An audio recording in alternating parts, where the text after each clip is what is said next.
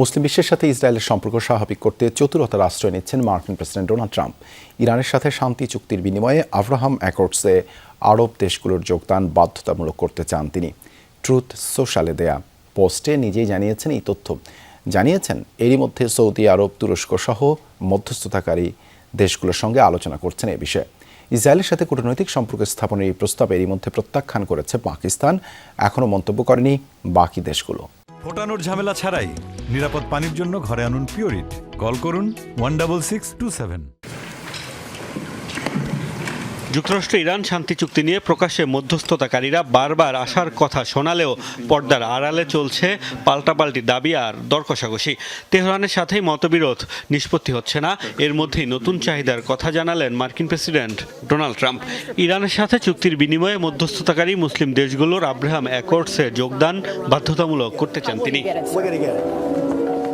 Truth সোশ্যালে দেয়া পোস্টে Trump জানিয়েছেন এই ইস্যুতে কাতার, পাকিস্তান, মিশর, তুরস্ক ও জর্ডানের সাথে ভার্চুয়ালি কথা বলেছেন তিনি। মার্কিন গণমাধ্যম এক্সিওসের তথ্যমতে এ সময় পুরোপুরি নিশ্চুপ ছিল আরব নেতারা।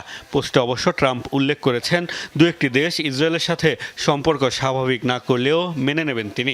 তবে প্রত্যাশা বেশিরভাগ আরব দেশই তার আহ্বানে সাড়া দেবে।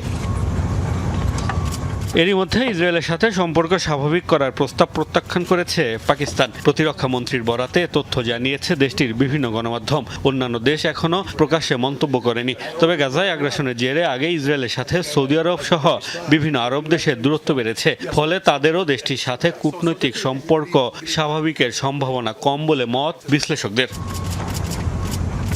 মার্কিন প্রেসিডেন্ট হিসেবে প্রথম মেয়াদে ইসরায়েলের সাথে মুসলিম দেশগুলোর সম্পর্ক উন্নয়নে ব্যাপক তোড়জোড় চালান ট্রাম্প। 2020 সালে আব্রাহাম অ্যাকর্ডসের আওতায় ইসরায়েলকে স্বীকৃতি দেয় সংযুক্ত আরব আমিরাত, বাহরাইন, সুদান ও মরক্কো।